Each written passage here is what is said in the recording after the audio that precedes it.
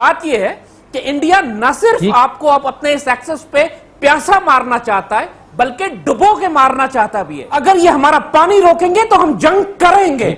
अगर वो ये ना समझें कि हमारा पानी रोककर या सैलाब पाकिस्तान में बेचकर हम सिर्फ वर्ल्ड बैंक के पास भागते जाएंगे और इंडस वाटर ट्रीटी के बाद के हवाले देके माफिया मांगेंगे, ऐसे नहीं होगा। हम गौरी, गजनवी और हतफ मिसाइल इस्तेमाल करेंगे इनके दिमाग ठीक करने के लिए। फिर नमस्ते दोस्तों, कैसे हैं आप लोग? आशा करता हूँ अच्छे होंगे।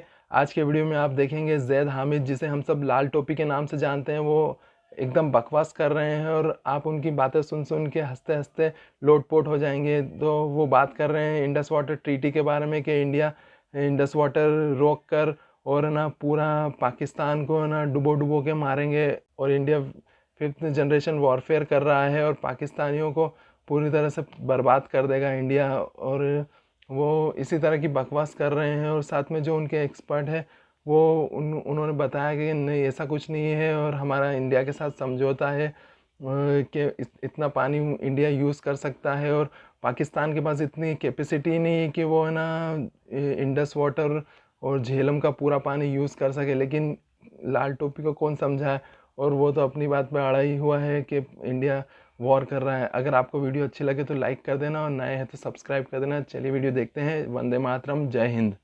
पाकिस्तानी मीडिया में भी बहुत बड़ा एलिमेंट इंडिया का है जो पाकिस्तान की रियासत की नजरियाती जड़ें काट रहा है।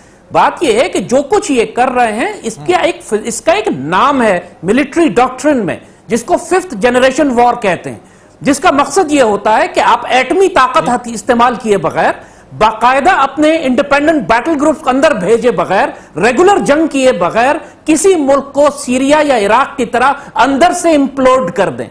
इन्होंने सारे एक्सेस इस्तेमाल कर लिए हमारे खिलाफ। इनके एक एक एक्सेस को अल्लाह के फजल से शिकस्त होती जा रही है। टीटीपी की कमर तोड़ी गई, बीएलए कॉम्प्रोमाइज कर दी गई, एमक्यूएम एक्सपोज हो गई। लेकिन जायद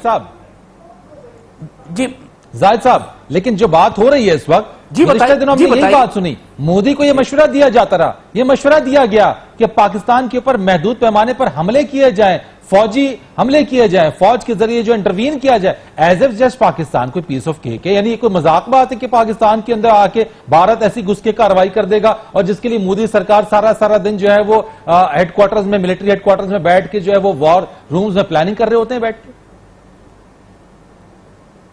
फरीद, यही बात हम आपको बताना चाह रहे हैं कि इंडिया जो वॉर आपके ऊपर डिप्लॉय किया है, द 5th जनरेशन वॉर, उसके ये एलिमेंट शामिल नहीं है फिलहाल कि वो रेगुलर वॉर आपके साथ करेंगे।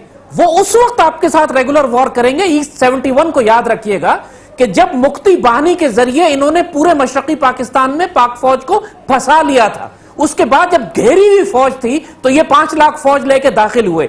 इन्होंने जो कोल्ड स्टार्ट मिलिट्री डॉक्ट्रिन बनाई है उसको उसी वक्त इस्तेमाल उन्होंने करना है जब पाक फौज की पुष्ट गैर महफूज हो, जब TTP, BLA, MQM, economic collapse, media information war, और फिर अब इसमें नया एक्सेस जो इन्होंने शामिल किया है पिछले 5-7 साल से, वो वाटर वॉर्स का है।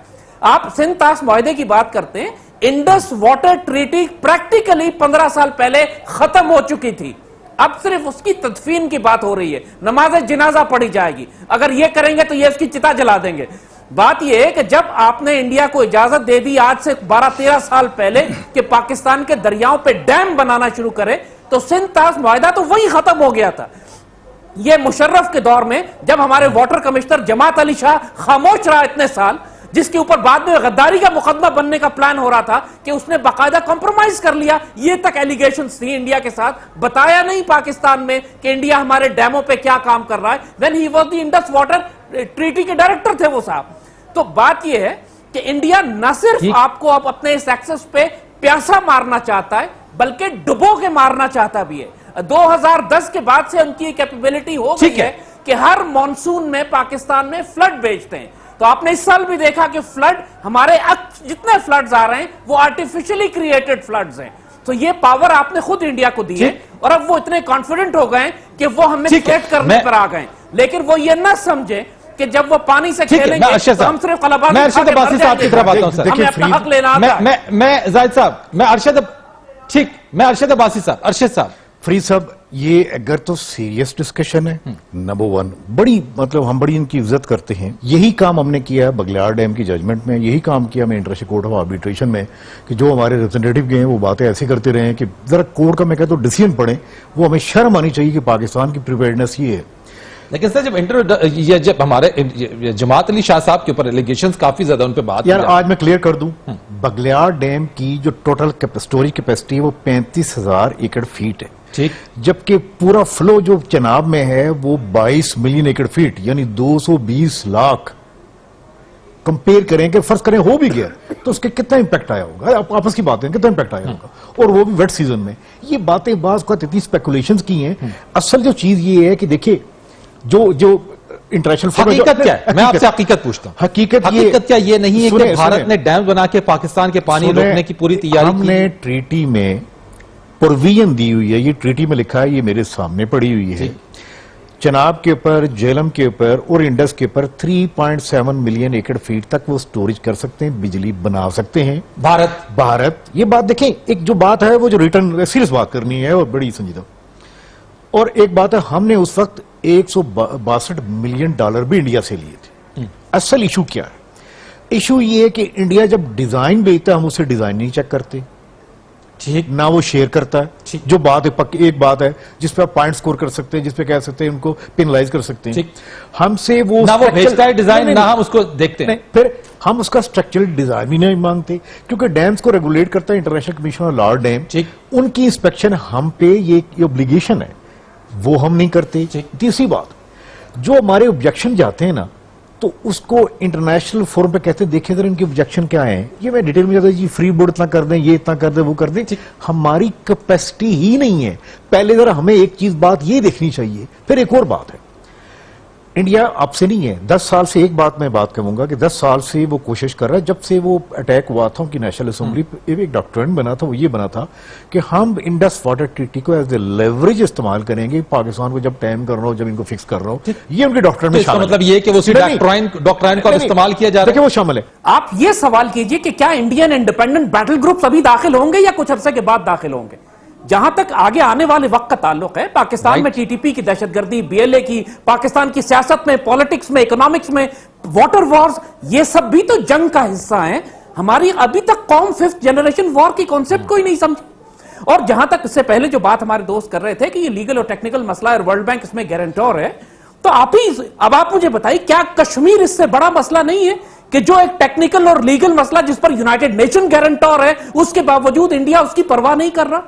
और हमने जिस तरह कश्मीर के मसले पे आप हिंदुस्तान की हठधर्मी देखते हैं, क्या पानी के मसले पे इंडिया अपनी पूरी जंग पाकिस्तान के खिलाफ इसलिए रोक देगा कि वर्ल्ड बैंक उसको मना कर रहा है?